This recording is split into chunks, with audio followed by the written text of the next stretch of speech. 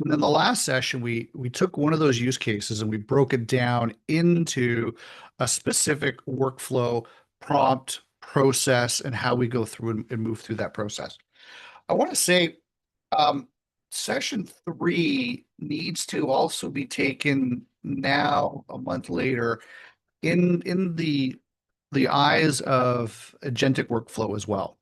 Um, but I don't want you to get bogged down in that because for a lot of companies, it's too much. And as Steve will talk about in other sessions, there's a lot of security and compliance issues we need to deal with. So I think from our perspective in keeping it simple for your clients and for yourself, let's take agentic off the conversation for now.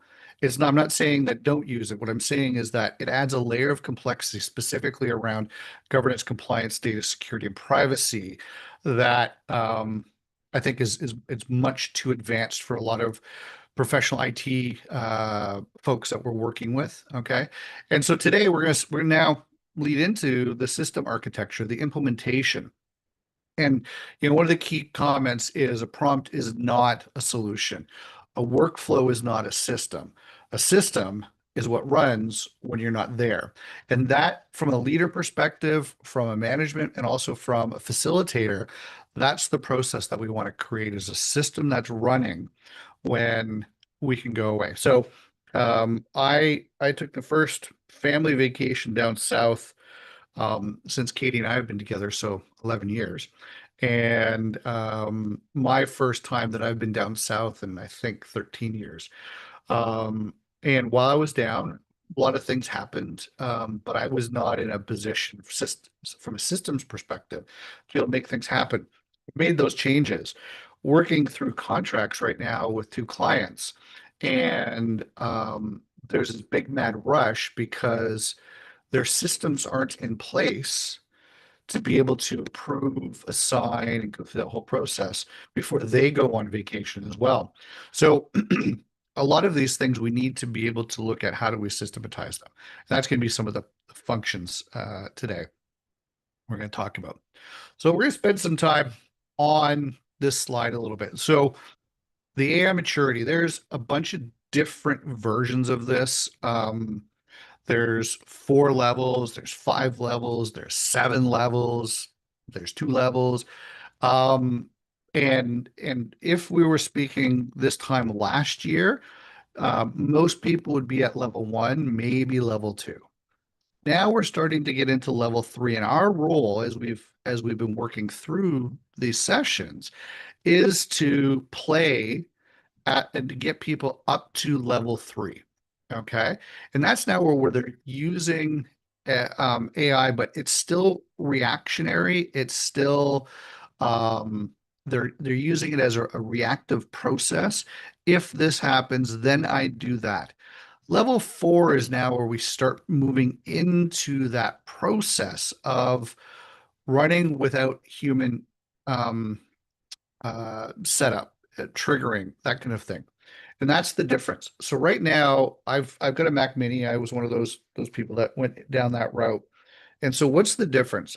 The difference is I have a contract that was sent to me via email. So level 3 says, okay, I go into the email, I open up the email, I download the Word document. I then go ahead and upload that into Claude. And just for those of you who are single modal right now, please go back to one of the other discussions we've had around multimodal. Claude right now, as of April 1st, no joke, as of April 1st right now, Claude is better at dealing with legal contracts and so on and the nuances thereof. So I would upload that into Claude. I would ask it to go and look at all the other stuff that we're working on. I would ask it to evaluate against compliance regulations and standards for the country that we're operating in. So I'm in Canada, the client is in Australia. So we have Australian compliance requirements and regulations. We have Canadian compliance and regulations. How does all of that need to be put into the agreements and the contract? Then I would ask it to analyze against the the proposal, and I would act or ask and answer.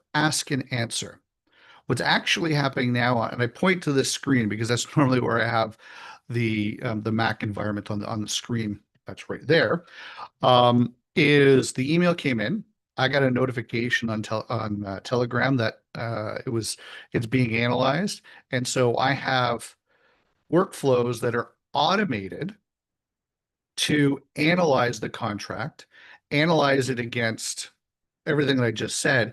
And at the end of it, it will then give me an analysis of the agreement, where it needs to be amended, what needs to change, as well as any potential risks and associated things that I've defined for my business that I want to make sure that are happening. So the difference between 3 and 4 is who triggers and then who's involved in the iterative process. Now, you can't get to level 4 unless you have really solid frameworks for level 3. That's the only way it works.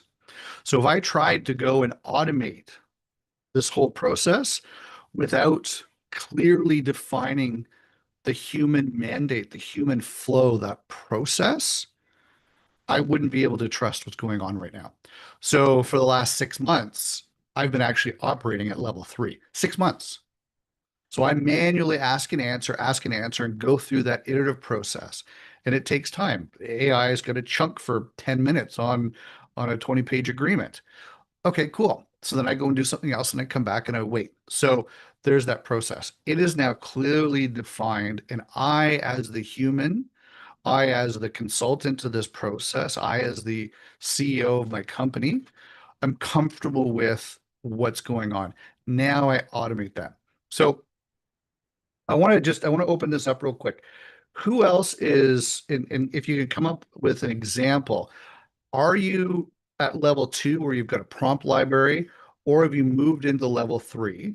So first of all, that person, so let's, who's in that space? And the second one is, are you in level 3, or have you moved from level 3 to level 4? So if anybody wants to just have a quick chat about that, or if none of you are doing that, that's no problem. Mhm. That will be the topic for next week, next session. If So anyone wants to I, come off mute too. Okay. hi, Mark. Hey, Amy. Hey Good to see you. there. So um, I have my processes pretty much set. I'm tweaking a couple. So I'm in pretty much level 3, and now I'm really moving into level 4. Excellent. And for me, I'm using ClickUp to do it. Okay. With again, I will go out to Claude and other places to kind of zhuzh it to make sure that what what ClickUp's doing is the right thing to do, and to kind of guide the ClickUp AI to do that. But that's kind of where I'm at right now as a solopreneur. So ClickUp's getting the task, Mm. then Yep. AI is kicking off, or you're triggering the AI to go and do work on the task, or what have you. Are you manually doing it, or is it now automated? I'm starting to automate it. Okay, So cool. a lot of it's already somewhat automated. So I wake up and I get a whole list of tasks that I have to do. Nice. Nice. Right. So I've cleaned up the data to that point. So so that's working really well. I just built my own CRM in it. And so now I'm trying to pull data from LinkedIn and other places into that. And but before the call, I just was able to import from My Most Trusted, which is an Nice. app, into Yeah. there, and it did it perfectly. So far so good. But Excellent. there are agent AIs that I have not explored yet in ClickUp, so I think that would be the next step for me. Excellent. Good. Well, thanks for coming off mic and sharing that, Amy. Three things I want to point out in Amy's example. Number one is she's cleaned up the data. Okay, none of this stuff works. I think, maybe, now that I'm thinking about this, none of this works from to get from 2 to 3 unless you've got solid, rock solid data, right? And then to get from 3 to 4, it needs to be consistently coming through from that perspective. The other thing is, natively inside many of these SaaS apps are agentic workflows that are built in.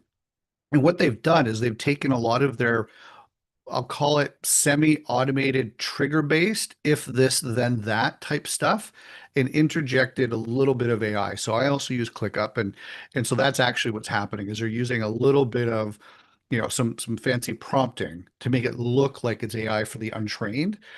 But that's really the key thing. And so making sure you've got that. So great example. Anybody else want to come off and share? If not, we can move on. No. Okay, cool. Awesome. So just as a one yes, two no, do you want to have a little bit more training on going from 3 to 4? Would that be helpful? Or most of you want to figure out how to like a full training on level 3? What would help you there? So if you could let me know in the comments, say level 3 we need help on, or level 4 I want help on, that would be great. And then I can more 3. Okay, good. Good. Three, three, three, three, three, three. Okay, cool. Awesome. Okay, good. All right. 3 it is. So next session we will do that. Alex, if you could just we'll put in the notes, the show notes, that the next session we're going to do more on the workflow structure on operationalization of AI. That'll be the focus of next session. Okay.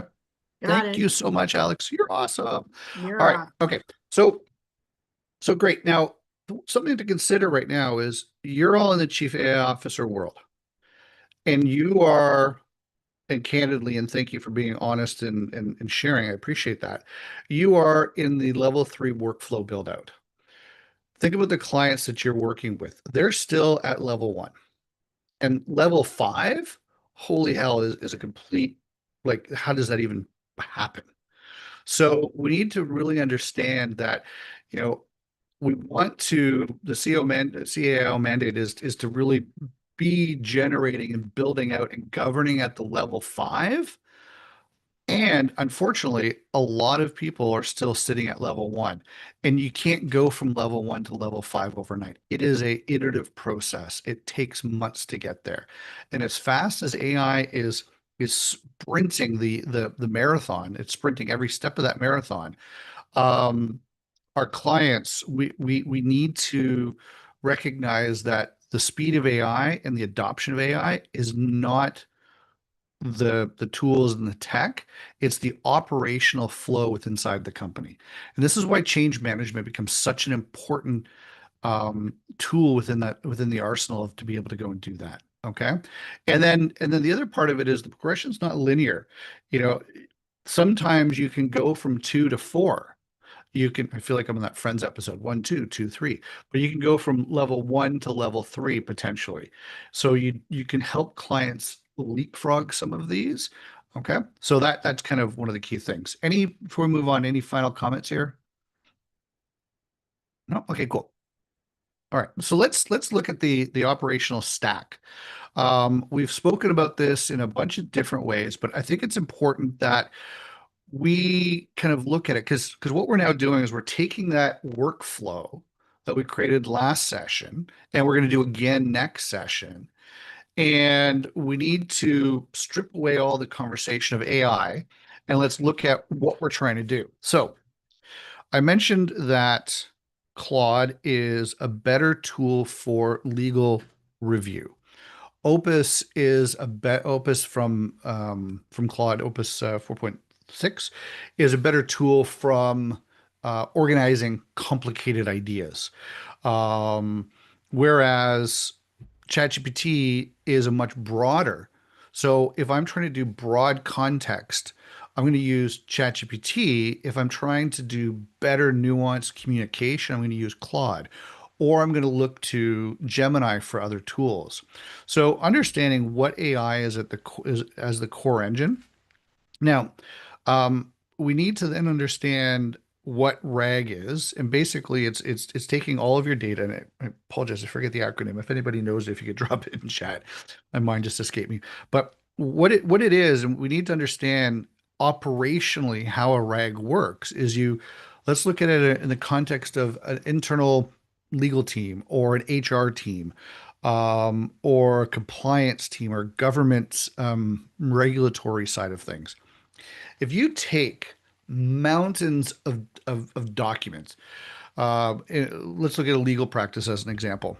If a contract is 30 pages, thanks, Damien. If a contract is 30 pages and we've got what, 20, 30, 50, 100, 500 contracts that a company might have with its vendors, its employees, its suppliers, insurance agreements, all of those things. AI at its core can manage all of that, but not efficiently. So what we do is we move it into this retrieval augmented generation system, and it breaks it down and does a bunch of really cool things to it. Problem with that is not problem. The thing we need to understand is the output that we're trying to do, how accurate does it need to be? So what do I mean? If we have our own, the way I explain it to a lot of people is its own internal LLM, right? Its own database in essence. If we're keeping that inside the company, how accurate does that have to be to produce the final output? Because here's the thing, and a lot of people don't talk about this, is the very nature of ingesting all of those documents in and creating a RAG in itself is the element of statistical bias and has its issues around predictive analysis in terms of creating that. What do I mean? It actually is inherently flawed. So you have to understand that you're starting with a flawed layer. Now we're going to go and put on top of that generative AI, which again, as we know, through the example of, and just say this in your head because you'll remember this one, Mary had a little, right? You probably all said in your head, lamb, but I wanted to say Mary had a little nose because the context window is physiology of 3-year-olds because I have a 3-year-old and she has a little nose, right? So Mary had a little nose is the actual answer. So predictive analysis within AI is an inherent error error function. So you've built this database, and then on top of that, you've now, which has errors, and on top of that, you now have built something that has errors. And then if you feed that back into your RAG, you're now taking an average of an average of an average, and over time, it drifts. The context drifts. So as we begin to operationalize AI, we need to understand what is our tolerances for this type of drift. And so you may not use a RAG, you may use something else. And there's more sophisticated models that are deterministic as opposed to probabilistic and so on. But anyway, this is some of the core decisions that we need to make. Kind of going clockwise around, then we need to look at where's the data? So as Amy said, I got to make sure all of the information is correct in the system. So where is the data? Is it correct? Is it accurate? Is it the same? Is it dependable? The logic flow. This is the workflow that we spoke about last week and we'll speak about again is the logic to go through and make these decisions correct? Is it provable, defensible?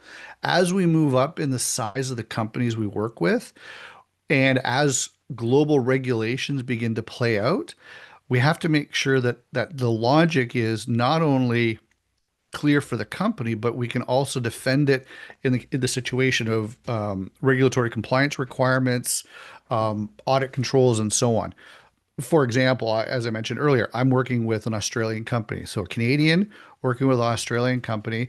And Amy, let's say I hire you to do something. You're in America. So the data is going to flow from you to me to Australia. And Australia has a series of guidelines. One of them is personal private data needs to remain in country. So I can't actually send you a file that has client data on it. Okay, or personal data from clients of our, or I guess customers of our client. Let's use it that way. So how do all those things kind of come together, right? So that's the logic and the automation.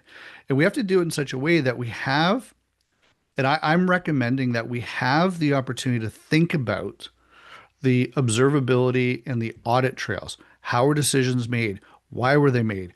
What happened at each of these points? So part of that logic flow is a little updating a database. Hey, I made this decision. Here's why. Boom. It's regarding invoice 735, whatever.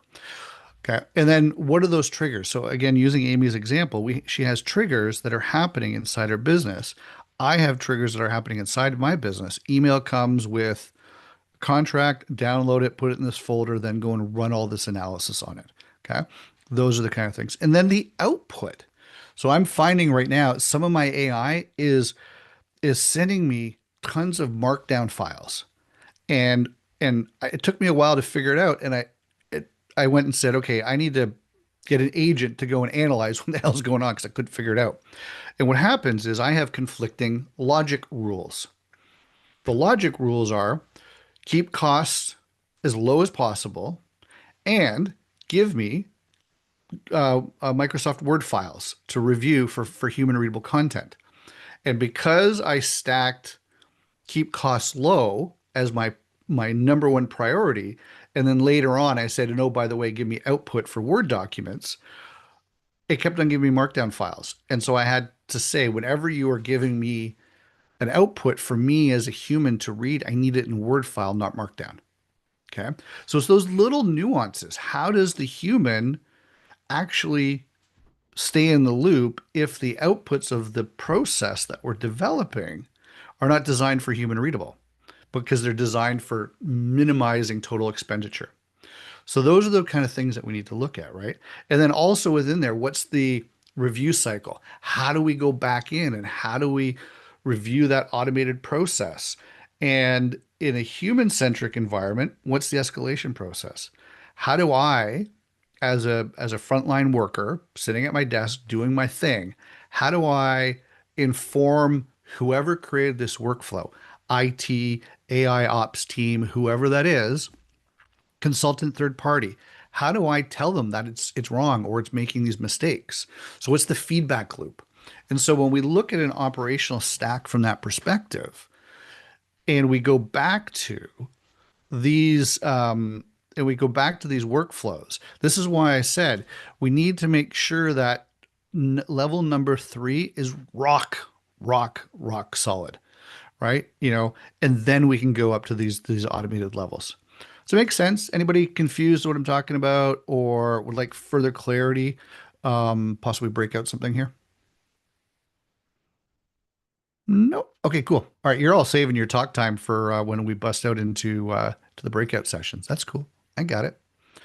All right. So when we look at the tool architecture, remember at the beginning we never talked about tools, and I rarely put in things, but I am starting to introduce Claude for legal, ChatGPT for this, Gemini for that, right? Whatever.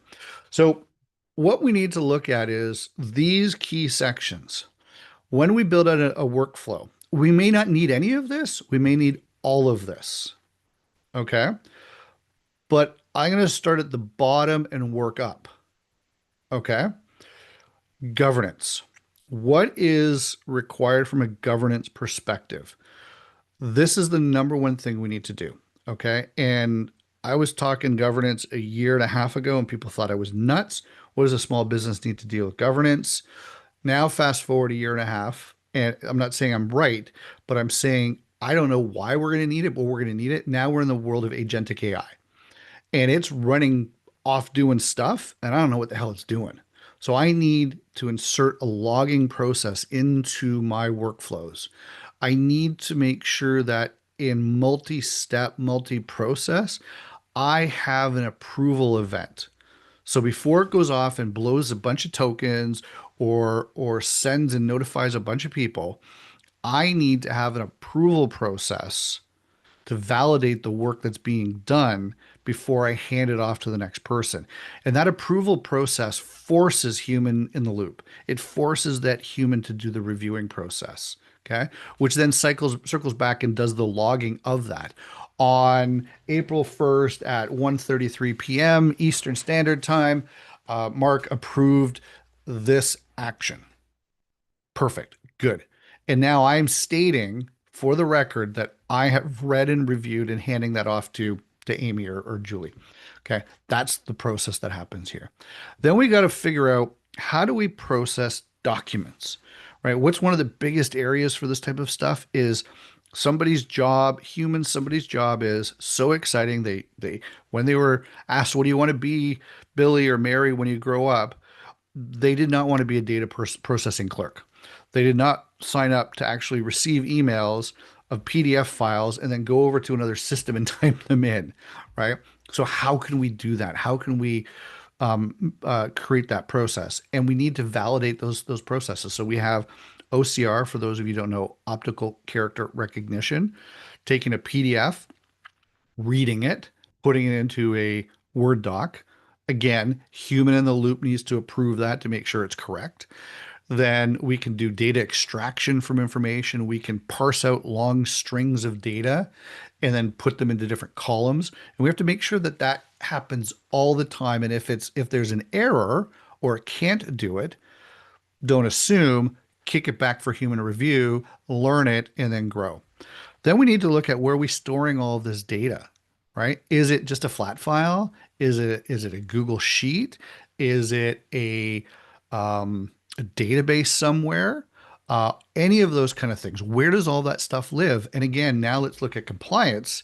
Is that, I'll use the Australian example, is the server where it's being stored physically residing in Australia, Canada, United States, Asia? It's in the cloud. Where is it in the cloud? We have to come out of the clouds and we have to physically know where that hard drive, that piece of hardware where my data is stored, where is it physically located in the world? Okay. That is the level that AI compliance is coming from EU, Australia, even Canada. Um, so we might be an American company, but if we're doing work with countries that require this information, we need to know those things. Okay. So Mark, Interface. so Mark, I have a quick question Yes, Amy, regarding, please. um, okay, so that seems to be a sticky point for a lot of solopreneurs and small business owners, because if all your data is, like, for instance, all of my data is now kind of being pulled into ClickUp, right? All my clean data is Yeah. being pulled from other sources into here. What do you suggest as a backup for Mm. that, for a small Sure. business owner that wouldn't break the bank? Sure. 100%. So, there's three things that we have to look at. We have to look at what type of data are we dealing with, okay, and what does the country's or the regulation require. Most of it deals with personal information, PII type stuff. Okay, no problem, Ricky. We'll see you soon. And so most of it deals with personal information. Some of it is going to deal with trade secrets, those kind of things. So those are issues that we need to deal with. Now, how do we deal with personal information? Really simple, is we sanitize the data. What do I mean? I was told, and I still use this example, probably 2 years ago now. Somebody said that their team member hid in Excel name, phone number, email, address, that kind of stuff. They hid that and then they uploaded that file to ChatGPT. That is not cleansing data. What you need to do instead is have a file sitting, in this example, on a hard drive in Australia that has Mark Garrett, email, phone number, address, ID number 175. Then you have a second file that has ID 175 and all of my information. Because now it doesn't matter. Because now it's not personal information, it's an ID. It's a 18 character ID that says 1735 AB LMQR75. Okay. That record in Australia relates to me. But in the world, it relates to some ID somewhere. Okay. And so as long as that original customer record bridge table is secure in Australia, then the data can go wherever it wants to. Okay. So that's one of the main ways to do it. The second way is through contractual statements. I am taking your data out of Australia and I'm putting it into the United States. And I as the customer, the business, I agree to that. Perfect. Acknowledgement. Then they have to go back and they have to add to their terms and services on their websites or contracts and forms that at any point in time, your data might be moved outside of Australia and moved to Australia to work with our vendors and so on. If there's a breach, you'll be notified. And all of that language is all spelled out. Just go to Perplexity, do an analysis, take that over to Claude, create your documents, and then use those to inform your decisions. Okay? Okay, cool. Um, so interface, user interface. How is the user going to engage with this? If they're in a Microsoft first environment, typically they're going to do it inside of Teams, right? We don't want them to have to go and log into yet another system. Or maybe they do. If they're on their phone, is it Telegram? Is it WhatsApp? Is it Teams? Or is it a terminal on their laptop or an app on their iPad? Where are they integrating with this stuff? Where is the company knowledge base and documents residing? And how is that being updated? Right. And then now we get into that automation layer, what's triggering the workflows and so on, and then the LLM. Right. Then we figure out what the best tool is or what the best model is to do the work that we want to do. And we might use different models at different times. We might use Copilot, or sorry, Claude Haiku for very basic information, one item transaction. And then we might use Opus for large orchestrations and deep reasoning thought. Okay. So we design it first, ultimately, and then we stay neutral. And when we have the architecture down correctly, we get to say to the client, it doesn't matter what happens in the LLM world. We just change the LLM because everything sitting underneath it is rock solid. Okay. And so you focus on the biggest risk, the thing that cannot change, which is the governance, all the way up to the most simplest change point. Okay. Um, so we're gonna one more section here, and then I want two more sections. I'm gonna guys have breakout, and then I want if you need to have a conversation there. So a lot of this is buy, automate, build. So if you are a chief AI officer, if you are deep into the technical side of things, and you have taken Eton's course, you may have a build first mentality. Fine. I build first because I can't find what I want, or I'm cheap, or I'm trying to learn. Okay. So so I stay in the build or the automate phases typically. But clients may want the buy side. Okay. So one of the steps that Eton uses when he's identifying a workflow and trying to build something is he does an exhaustive search to see if it's already been done. Because if it's already been done, then let's go there first because it might take a 2 week build down to a 2 day decision, evaluation decision. Okay. And then if it doesn't do everything that you wanted to do, maybe automate them together or build that little piece on top that doesn't work. Okay. So we need to look at these things. The we I am a huge proponent of making things big and complicated and crazy. Been doing that for most of my life. And everybody tells me, Mark, just keep it simple, right?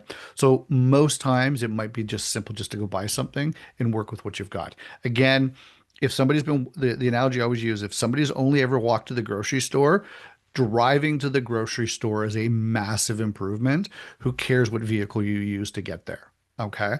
So if your clients have never used AI-enabled automated software, that might be a massive leap forward for them first. Okay. So just keep that in mind.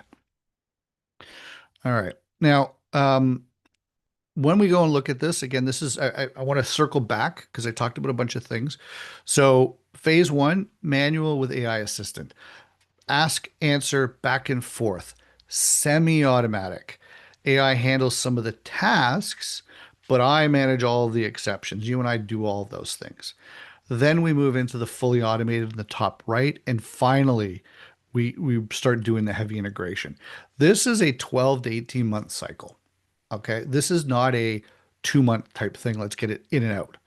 Right. So, and depending on the level of sophistication of the clients that we're working with, this might even take longer.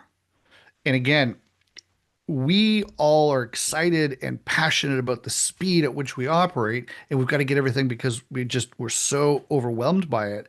We just naturally intend, and it's what I call COVID rice for me. Okay, when COVID happened, and I went to the grocery store, and I was overwhelmed by how empty the shelves were, and I saw a bunch of people buying these big bags of rice because that's the only kind of rice that was left. I bought that 40-pound bag of rice, and it took us like 7 years to year or 5 years, whatever. We just finished it off 6 months ago. Um, and so I got caught up in the anxiety and emotion and excitement, and I bought my bag of COVID rice, right? So we don't want to do that here. We don't want to get caught up, right? Um, because we're in it all day long, every day. It may do that, but your clients aren't as much as we're influenced by all of the news and the YouTubes and all of the newsletters and all that stuff, they're not. So it's okay to go slow with them because for them, it's fast. Keep that in mind. All right. So what I want to do now, how many we got? One, two, three, four. No, one, two, three. Oh, hell, we don't even need to oh, hold on. Do we have more than that? Yeah, we do. Sorry.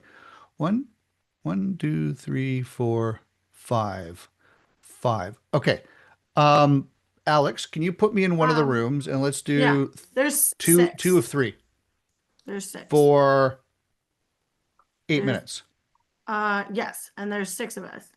Oh, six Oh, of there's six? Okay, yeah. okay, cool. And then just grab a screenshot of this, everyone, so that you've got this. And this is what, I want you to just kind of walk through. So before we go, um, let's talk about these areas, and what it means to you and what questions you might have. And let's try and bounce that around ourselves. So Alex, if there's six of us and I don't need to be in a room, then great, I won't. But if you need me in a room to fill it out, then put me in. And we'll come back in 8 minutes.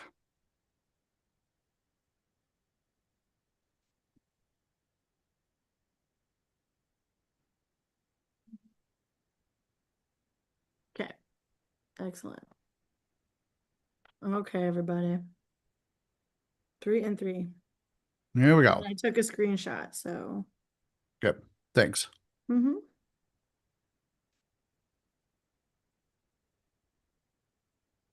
Mm,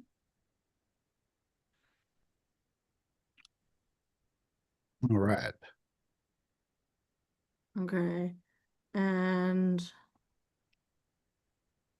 uh, so Damon and Heather, if you're able to join room 2, thank you so much. Okay, great. The broadcast won't really let me broadcast an image. That's okay. Okay, I'm just Good gonna enough put to the get a lot of stuff to recording talk as about. well. So I guess it's Heather. Heather, if you're there, if you could just accept to join in.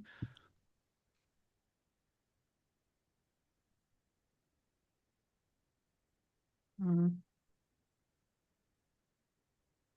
Oh, they're there. Okay. Good. Good, good, good, good, good. Oh, there's a broadcast button there, isn't there? Yeah, but the broadcast message Mm, won't let me, it's only typing. It won't let me upload a thing. I'm got it. gonna go in and I'm just gonna go in and out. Got it.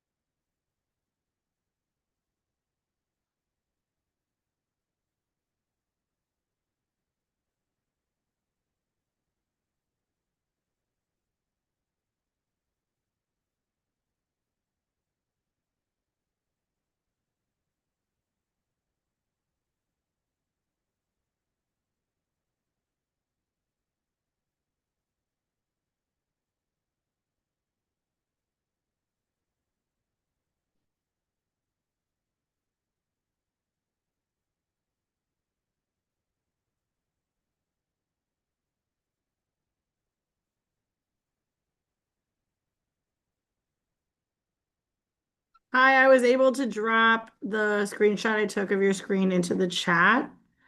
Um, so that's awesome. And everyone was chatting. That is also awesome. So yeah. Um, I apologize. I didn't set a timer. What time did you want them to come back? Um, bring them back in 3 minutes. Okay, yeah, they just kind of both rooms had just kind of done their initial interactions and we're moving. Cool. Okay. Yeah. So maybe 4 minutes. And then it'll give them the 1 minute countdown. Then they'll be back at 1:55 and then we'll wrap it up. Okay, great. Sweet. Do you want to turn back on recording? Not but for the two. It's only for the two of us though.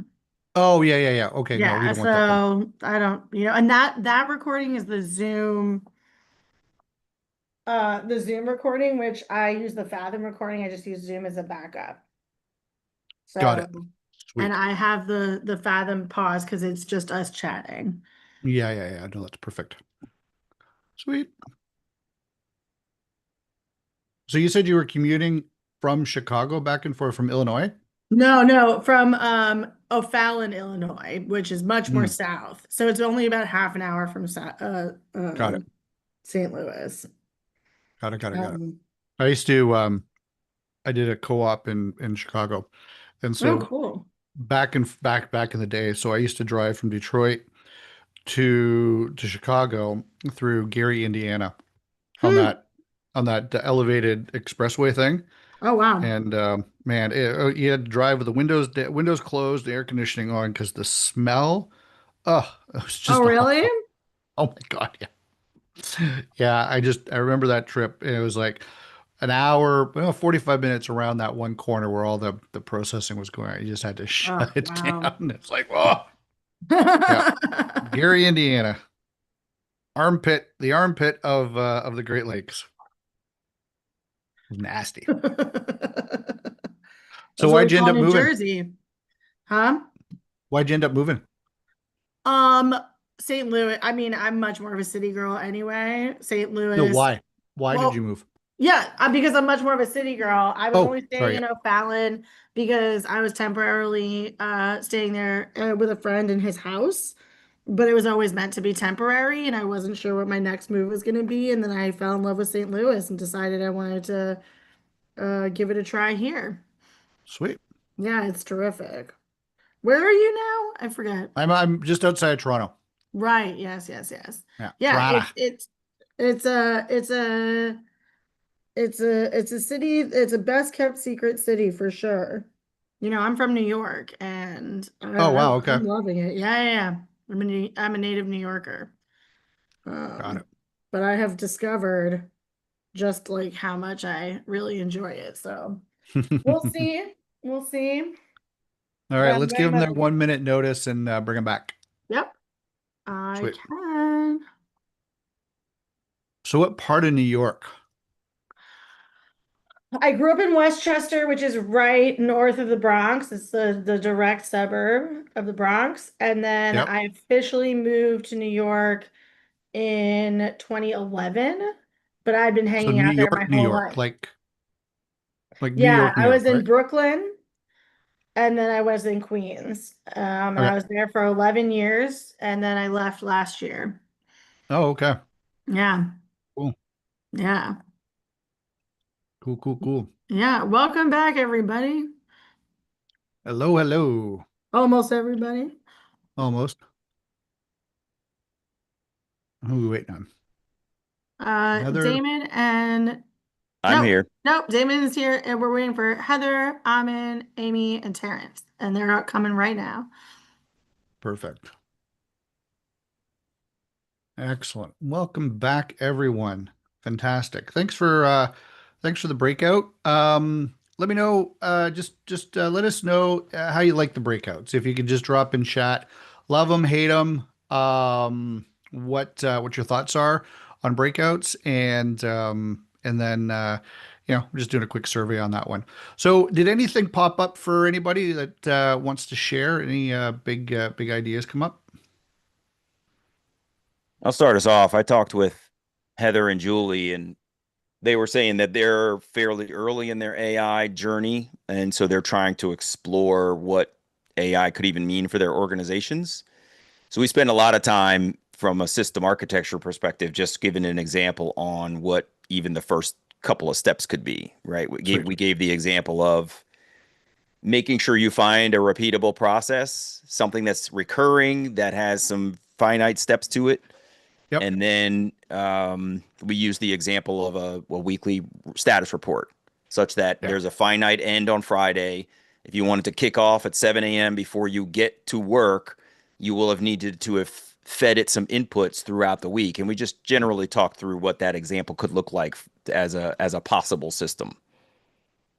Nice. Great example. That's exactly it. It's like, what are those things that you have to do every day, every week, every month? Those are the first places that you look at. Fantastic. Cool. Excellent. Well, So from our group, to oh yeah, follow up go ahead, on Terrence. that, is that in order to get AI to be helpful with those things, you have to break them down to each step in SOPs. Yep. Mhm. Yeah. It's a really good point. It's a lot of times when people talk about their process, they speak about it in such generalities because they're so used to it Right. that they gloss over some of the nuanced detail. And this is what I'm doing with clients, is making sure that they're breaking it down into atomic tasks, right? You Yeah. really have to think about the elements that go into creating a status report. What emails have you received throughout the week? What notes did you take in a meeting that are going to be supportive? All of the different little pieces. And then what goes into the report itself, you got to break down the report, date, the different segments, right? Various projects you're reporting on, really be granular about it such that you can put together a process and see where the challenges are in the process. That granular atomic discussion is going to reveal so much Yeah. about your process. It'll reveal that, I didn't even realize every time Alex gets one of these emails, she scrubs it in the following ways. And that's the only reason it's able to go forward. So you've discovered a manual process that when you implement AI is going to be exacerbated because things are going to be moving so fast. The human in the loop that is doing the scrubbing is going to be a bottleneck. And so if you can give that person better data, you prevent that slowdown, for example. Right. And I think, I'm sorry, sorry. go ahead. I was just Amy, going to sorry. say, and to add on to that, Damon, if you have, let's say, three people doing payroll in a process that's pretty laid out, but they all approach that payroll process a little differently. So there Mhm. has to be consensus on what that perfect system is going to be that everyone can live with, regardless if regardless of the approach, right? And I Yeah. think that now when you really funnel it down, it gets really hairy. And that's where the Mhm. change management piece comes in. But I think it ends up being very collaborative through the change management process that makes it very cohesive. And that's when I think the automation can really just sing at that point. Yeah. When everybody's on It's board. it's a great point. It's one of those areas where if you get people to think about the AI as another employee, you have to train this person, this AI, on what to do. Yeah. And if you're out next week and you're not here to explain it, they need to know how to do it at a granular level so that in the absence of your sitting there and babysitting it, it can get done. And when people start to think about the AI in that way, they start to realize how it will need to be detailed and nuanced, and therefore, as you've said, come to consensus on what the system should produce. Mhm. Yeah, agreed. I'd add two other elements to that. Sometimes you need to work back up the process so that the data that you're getting is correct. You'll notice, Terrence and Amy, I use names a lot when I am speaking to you, and the reason for that is it gives if we've got a screen or sorry a meeting dictation capture thing like Granola, it doesn't capture who's speaking. So I've gotten into the habit of saying names so that it can hopefully say Amy, Damien, and Mark spoke about this, or Terrence spoke about that. So So part of that is just even in behavior modification.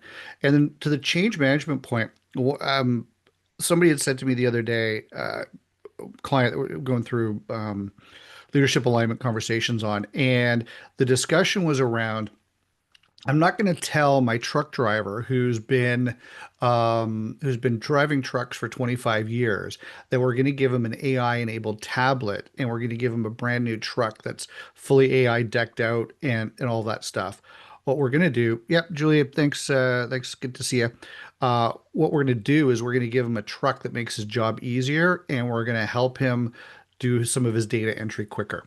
That person doesn't need to know it's AI. So what I've started doing when that exercise, we went through that exercise, is I've actually started to say, don't say AI. Say, okay, train me like a new employee. And it disengages that AI fear that a lot of people still have. We're all native now. We get it. But there are people still that are very fearful of it. So by going through Damien and Amy to your process, like, okay, what do you all, like all three of you payroll people, if I'm coming in, what's the process you want me to follow? And it disengages them a little bit, and they're a lot more open to speak about it. So just some feedback That's a there. good point. Good So point. great, everyone. Yeah. Thanks for that. We'll just I'm just going to hit this slide here, last slide here, so we've got it for the recording and such. But so really, when we look at it, you're an AI systems architect, right? So you're not prompt engineers, you're not a tool advisor, you're not talking about AI trends and all the hypey stuff. You're really talking about now going from strategy to to design, and now we're building out that workflow automation. This is really where we sit in that capacity. Now, depending on your own personal level of technical skills, you may also roll up your sleeves and be hands-on in this space, or you might bring in a more technical person from the AI community, from the chief AI officer community, or somebody else inside the company might want to learn to do that. Great, bring that person into the community and send them through Eton's course as an example. But the overall thing is that we need to look at it from a systems architect perspective now, and we have to be able to bridge that conversation. And if we don't want to or can't, we have to be honest with ourselves and bring in a team member or a colleague that can help and support us with our clients through that process. Anyway, that's the end of today's session. I really appreciate the feedback. Great discussion. I'm glad you all had the opportunity to chat amongst yourselves. And again, we're evaluating whether we want these breakout sessions and if they're valuable. So if you like them, and you want more of them, then let us know, and we'll continue to add them. And if not, then cool. Yeah, we're here for you guys. So that's that. Any last minute questions or any comments that you'd like to put up, and we can have a chat, but we're officially formally done. All right. Thanks for Thank this. you very This was much, great. Mark. Appreciate it. Good. Nice to meet everybody. Excellent. Okay. All right. I'll see you in the community. Talk soon. All right. Take care. Thanks, Mark. Thanks, everybody. Take care.